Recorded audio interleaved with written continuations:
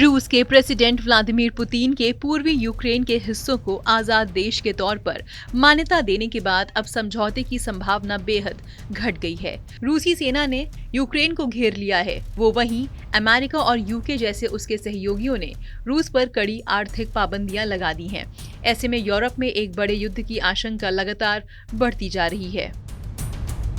लेकिन सवाल ये है कि क्या वाकई यूक्रेन का मसला इतना बड़ा है जिसको लेकर अमेरिका और रूस एक ऐसा युद्ध लड़ने जा रहे हैं जिसका नतीजा तबाही के अलावा कुछ नहीं होगा और इसका असर पूरी दुनिया की इकोनॉमी पर भी पड़ेगा। क्या यूक्रेन का विवाद किसी भी तरह हल नहीं हो सकता या यूक्रेन इन दोनों बड़े देशों के बीच जोर आजमाइश का एक बहाना और असली निशाना कोई और देश है?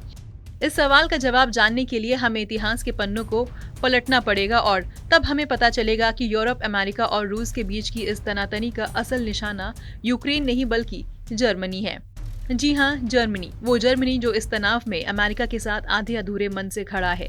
इसकी वजह हम आपको आगे बताएंगे, लेकिन पहले जान लीजिए कि ये वही जर्मनी है जिसने दुनिया में दोनों विश्व युद्धों का आगाज किया था और हिटलर की लीडरशिप में लगभग पूरे पश्चिमी यूरोप पर कब्जा कर लिया था। लेकिन इसी जर्मनी पर कब्जे को लेकर दूसरे विश्व युद्ध के बाद अमेरिका और तब के सोवियत संघ और अब के रूस के बीच कोल्ड वॉर का आगाज हो गया था। दरअसल दूसरे विश्व युद्ध के अंतिम दिनों में जब हिटलर की फौज की हार तय हो गई थी, तब जर्मनी पर कब्जा करने के लिए अमेरिका, इंग्लैंड की फौज पश्चिम से और रूस की फौज पूरब से आगे बढ़ रही थी। हिटलर की मौत के बाद रूसी सेना बर्लिन पहले पहुंची और युद्ध खत्म होने के बाद जर्मनी को पश्चिमी और पूर्वी जर्मनी में बांट दिया गया। पूर्वी जर्मनी रूस के हिस्से में आया जो 1989 बर्लिन की दीवार के टूटने के बाद पश्चिमी जर्मनी में मिल गया। ये सोवियत संघ के विघटन का आगाज था जो 1991 में पूरा हो गया।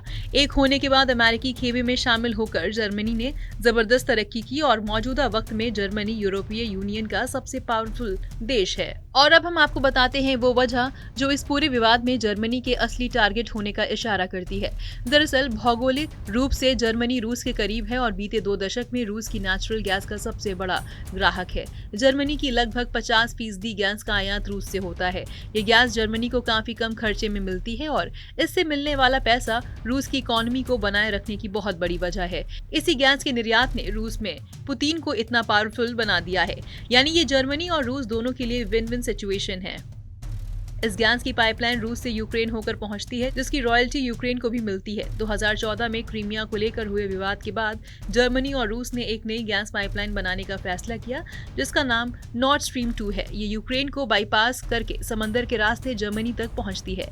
इस पाइपलाइन से शुरू होने के बाद यूक्रेन की उपयोगिता गैस सप्लाई के लिए खत्म हो जाएगी और रूस की गैस पर जर्मनी का और जर्मनी से होने वाले मुनाफे पर रूस का डायरेक्ट एक्सेस हो जाएगा। यूक्रेन के इस मौजूदा संकट के अपनी पीक पर पहुंचने के बाद जर्मनी को अमेरिका के दबाव में नॉर्ड 2 पाइपलाइन का काम रोकने का फैसला करना पड़ा। यानी यूक्रेन का तनाव जर्मनी की मिलने वाली गैस सप्लाई और रूस को होने वाली कमाई को प्रभावित करेगा।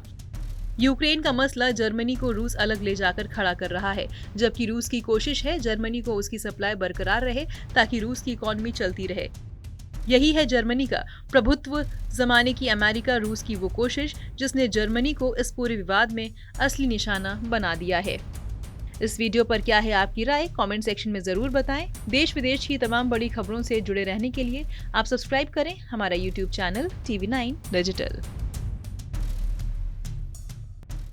कोरोना धर्म नहीं देखता, जात नहीं देखता, अमीर गरीब ऊंच नीच नहीं देखता। कोरोना सिर्फ मौका देखता है, लेकिन आप उसे मौका मत दीजिए। बस इतना कीजिए, जब कभी दफ्तर से बाजार से घर लौटिए तो इतना ख्याल जरूर रखिए कहीं आपके साथ कोरोना आपके घर तो नहीं जा रहा। भूलिए मत, कोरोना अभी जिंदा है।